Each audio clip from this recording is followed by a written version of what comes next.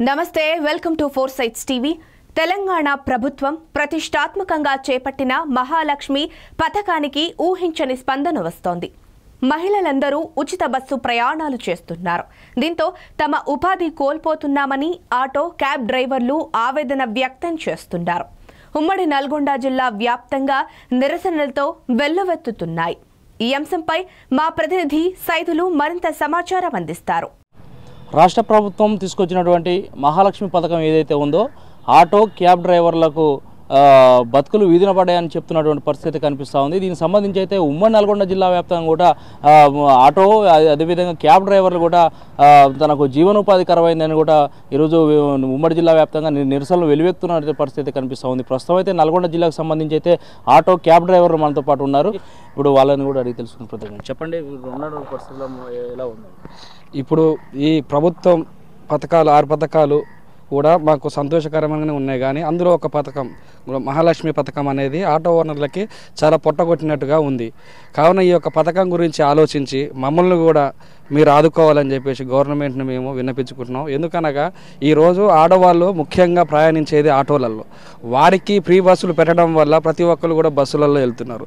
అందులో వెళ్ళడం వల్ల మా యొక్క ఉపాధి కోల్పోయి మేము రోడ్డుల పాలవుతున్నాం. ఎందుకనగంటే ఈరోజు ఆటో తోలుకొని కొన్ని కుటుంబాలు బాగుపడుతున్నాయి, కొన్ని లక్షల కుటుంబాలు అనేవి బాగుపడుతున్నాయి. ఎలా అనగా వాళ్ళ పిల్లల చదువుకు అయితేంది, వాళ్ళ జీవనాధారానికి అయితేంది, తినటానికి దేనికైనా సరే, రూమ్ రెంట్లకు అయితేంది, ఈరోజు కొన్ని డబ్బులు దాచుకోవడానికి చిట్టి రూపంలో వేసుకుంటున్నారు.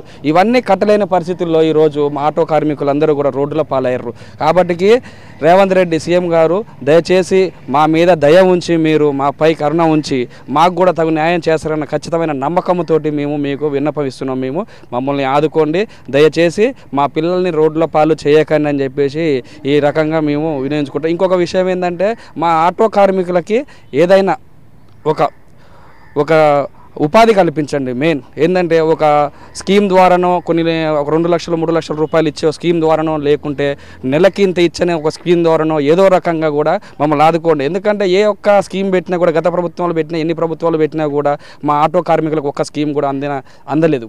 కావున మీరు ఈరోజు మహాలక్ష్మి పథకం కింద ఒక గవర్నమెంట్ ఎంప్లాయీస్ పోతారు, మరియు రైతులు పోతారు, అంతే తప్పించి మా ఆటో కార్మికులలో భార్యలు కానీ ఎవరైనా సరే కానీ పోరు. ఎందుకంటే వాళ్ళు ఎందుకు పోరంటే కూలినాలు చేసుకొని బతుకుతాం. మేము పొట్ట బొట్ట ఒక ఇల్లు, ఈ మూడింటి కొరకే మేము బతుకుతాం. కావున మేము బతికేది దాని కొరకే. కాబట్టి మేము బతకాలి అంటే ఫస్ట్ మేము రోడ్డు ఎక్కాలంటే మీ మహాలక్ష్మి పథకం ద్వారా బస్సులో ఎక్కుతున్నారు తప్పించి ప్రయాణికులు మా ఆటో ఎక్కే వాళ్ళు ఎవరూ కూడా లేరు. కనీసం ఒక 500 రూపాయలు సంపాదించుకునే ఇదివరకు రోజులలో ఈరోజు 150 రూపాయలు చేయడానికి పొద్దుగూకులు కూడా కష్టపడుతున్నాము. మేము ఆ 150 రూపాయలు పెట్టి తీసుకొని పోతే మా పిల్లల స్నాక్స్ కూడా రావట్లేవండి. ఈరోజు ఉన్న ధరలను బట్టి చూసుకుంటే స్నాక్స్ కూడా రావండి. మా పిల్లల్ని ఎలా చదివించుకోవాలి, మేము ఎలా జీవనం సాగించాలి, మా బతుకులు ఎలా ఉండాలి, మా తిండి ఏంటిది, మా బతుకేంటిది, ఇవన్నీ కూడా మీరు దృష్టిలో పెట్టుకోండి. ప్రతి ఒక్కరికి కూడా మీరు న్యాయం చేస్తారన్న నమ్మకం మాకున్నది. మీరు మాకు ఖచ్చితంగా ఆటో ఓనర్లకు న్యాయం చేస్తారు, న్యాయం చేకూర్చండి. అదేవిధంగా మీ పథకాలు ఏవైతే ఉన్నాయో అవి కూడా మాకు వచ్చే అందుబాటులో ఉండే విధంగా మీరు సహకరిస్తారని చెప్పేసి మీ మీడియా పరంగా మీకు విన్నపించుకుంటున్నాం. మార్పు కావాలనుకుంటున్నాం. దాంట్లో మార్పు కావాల్సిందంటే ఏంటంటే ఇప్పుడు గవర్నమెంట్ ఉద్యోగస్తులకు అందులోనే వస్తుండే మన మామూలు కూలి పని చేస్తారు, అందులో వస్తారు. గవర్నమెంట్ ఎంప్లాయీకి నెల జీతం వాళ్ళకి తప్ప మామూలు వాళ్ళకి ఇది సౌకర్యంగా ఉండదు.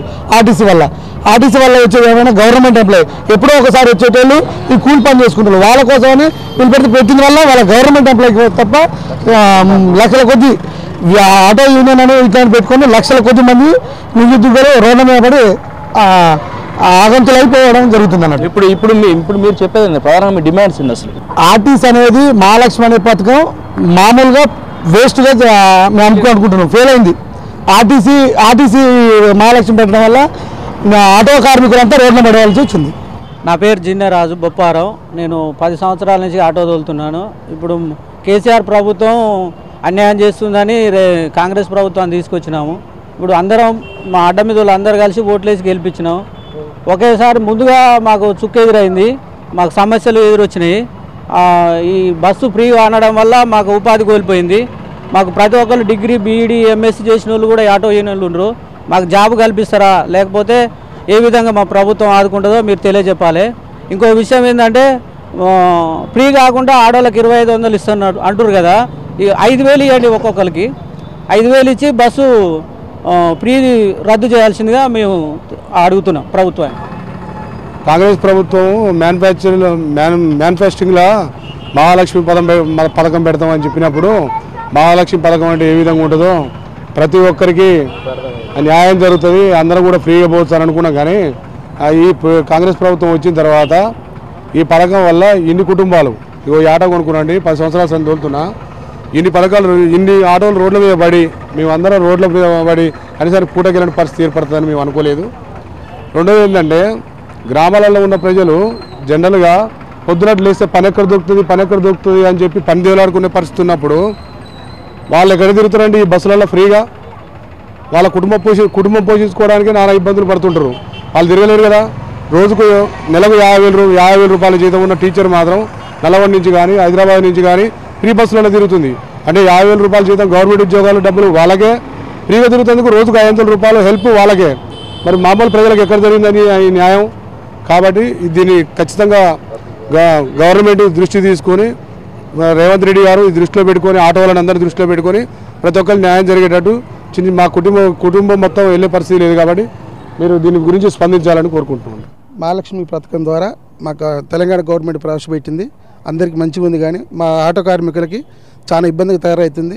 ఏదో అనుకున్నాం కానీ ఆర్డినరీ బస్కి ఒక్కదానికి ఫ్రీ పెడతారనుకున్నాం, ఎక్స్ప్రెస్కి ప్రతి ఒక్క బస్సుకి ఫ్రీ పెట్టడం వల్ల మా ఆటో కార్మిక పొట్ట కొడుతారు కాబట్టి మాకు ఇబ్బంది అవుతుంది. తెలంగాణ ప్రభుత్వం ప్రవేశపెట్టింది 12,000 ప్రతి సంవత్సరం, అదొకటి. దానివల్ల కూడా మేము కూడా ఓట్లు వేసినాం. అదేవిధంగా ఏదో ఒక ఆర్డినరీ బస్సుకు ఫ్రీ ఇస్తే మంచిగా ఉంటుంది, కాకుండా ప్రతి ఒక్క బస్కి ఇవ్వడం వల్ల మాకు జీవనోపాధి కోల్పోతుంది. కాబట్టి దయచేసి మా అందు దయ ఉంచి ఈ స్కీమ్ అనేది కొద్దిగా ఇబ్బంది అవుతుంది. ఆంధ్రాలో జగన్మోహన్ రెడ్డి సంవత్సరానికి 10,000 11,000 ప్రవేశపెట్టారు. అదేవిధంగా ప్రవేశపెట్టి ఇదొక్కటి ఎక్స్ప్రెస్లు తీసేసి ఆర్డినరీకి ఒక్కదానికి ఇచ్చిన ఇబ్బంది లేదు. కానీ ఈ విధంగా మమ్మల్ని ఇబ్బంది పెట్టడం సమస్య కాదు. మా ఆటో కార్మికులు ఆదుకోండి. మొత్తాన్ని చూసుకున్నట్లయితే ఉమ్మడి నల్గొండ జిల్లా వ్యాప్తంగా అయితే నిరసనలు వెల్లువెత్తున్న పరిస్థితి మనం చూసినాం. దీనికి సంబంధించి అయితే వివిధ ఆటో కార్మికులు కావచ్చు, అదేవిధంగా క్యాబ్ డ్రైవర్లు కావచ్చు, దాని జీవనోపాధి కోల్పోయి మేము రోడ్డున పడిన పరిస్థితి అయితే కనిపిస్తుంది. మనతో పాటు చెప్పిన విషయం అయితే కనిపిస్తుంది. దీనికి సంబంధించి అయితే ఇప్పటికైనా ఏదైతే మహాలక్ష్మి పథకం ఏదైతే ఉందో తీసుకొచ్చినటువంటి మహాలక్ష్మి పథకాన్ని కూడా వీళ్ళు రద్దు చేసి అదేవిధంగా వాళ్ళకు ఎసులుబాటు చేసే విధంగా ప్రభుత్వం అందించేది. ఏదైతే మన ఆంధ్ర దానికి సంబంధించినటువంటి ప్రభుత్వం ఏదైతే తీసుకొచ్చిందో ఆటో కార్మికులకు కనీస వేతనం గౌరవ వేతనం ఇచ్చే విధంగా చేయబడుతున్న పరిస్థితి ఉంది. కాబట్టి దానికి సంబంధించి ఇక్కడ తెలంగాణలో కూడా ఏదైతే రేవంత్ రెడ్డి గారు కావచ్చు వాళ్ళకు సంబంధించినటువంటి ప్రభుత్వం ఏదైతే ఉందో వాళ్ళు చొరవ తీసుకొని ప్రత్యేకంగా ఇక్కడ ఉన్నటువంటి ఆటో కార్మికులను ఆదుకోవాలని కూడా ఇక్కడ ఉన్నటువంటి ఆటో కార్మికులు విజ్ఞప్తి చేస్తున్న పరిస్థితి కనిపిస్తూ ఉంది. కెమెరామెన్ చారితో చెరుకు సైల్ 4 సైడ్ టీవీ నల్గొండ.